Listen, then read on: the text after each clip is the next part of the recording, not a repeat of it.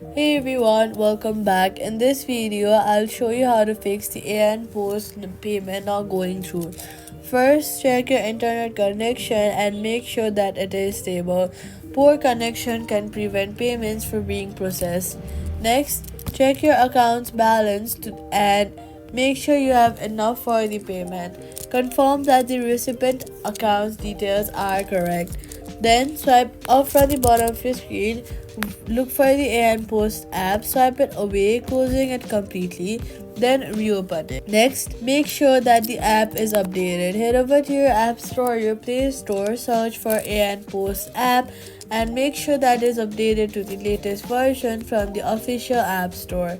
Updating your app ensures you have all the latest files and bug fixes to update it. Then, if the payment is still not going through, try again after a few minutes, as there may be a temporary server issue. That's how you fix an and post payment not going through. Subscribe for more simple and helpful guides.